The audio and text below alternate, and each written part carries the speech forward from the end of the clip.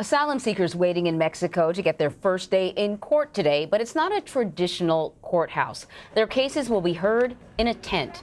Two so-called tent courthouses are opening up this morning along Texas's southern border. They're expected to handle cases related to the Trump administration's Remain in Mexico program. The cases will also be heard remotely via video conference. Judges will not be present, and neither will lawyers. CBS News correspondent Mireya Villarreal is in Brownville, Texas, at the southern border, and she joins us now. Mireya, describe the conditions, what they're like for the families living there, waiting for their cases to be heard. We saw some of the B-roll that you and your crew shot.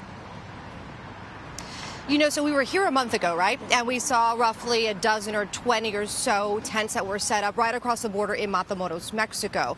We went back just yesterday, and this place has boomed from maybe like a tiny tent town to a big city. I mean, we're talking probably nearly 100 tents that are set up. And then there are people that are camping out on the banks of the river. These people are living in absolutely filthy conditions.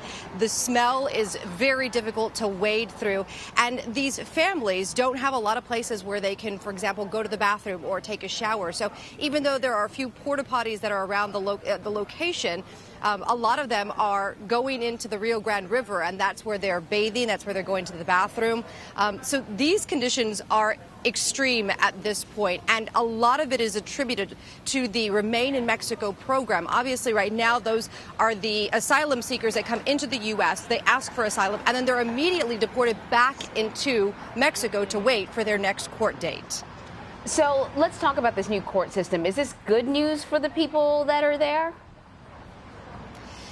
You know, I think that's all dependent on who you ask. I mean, I think a lot of asylum seekers that we spoke to, let's just say 3 months ago, before Remain in Mexico began, they would say that this doesn't affect them because they're getting to wait in the United States for their asylum hearings. For the people that didn't meet that deadline and that are now subjected to Remain in Mexico, I mean, a lot of these families that we spoke to yesterday told us that just to get here to the border to ask for asylum, they had to pay $9,000 to a human smuggler for them and their two children.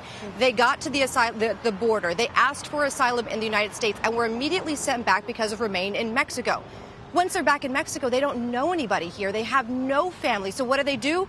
They call the smuggler again, who then charges them more money just to bring them back to a border town where their hearings will be held at tent facilities just like the one that you see behind me. So I would say right now, a lot of the people that are experiencing this will say it's chaotic, it's frustrating.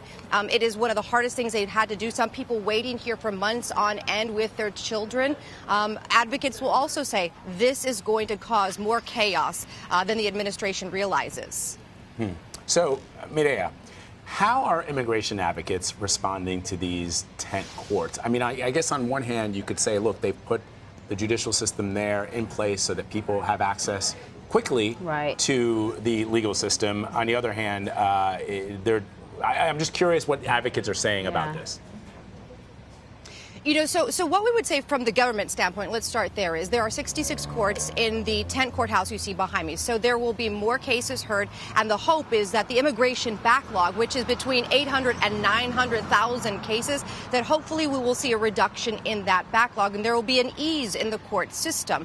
But for the advocates that are dealing with these migrants, whether it be here in the U.S. or going into Mexico to have to deal with them, they will say that this is robbing them of their due process. I mean, they have no way of speaking with any sort of legal person before they go in to get their hearing taken care of. And so a lot of these people don't really understand what's happening. They don't understand it when they come in, they ask for asylum. A lot of the instructions are given to them in English, a lot of the paperwork also in English, and it's not explained to them. When they get into the court system as well, it is just as confusing. So a lot of advocates will say this is just an easier way to deport all these people that are trying to come into the U.S. and legally ask for asylum. All right, Mireya, thank you very much.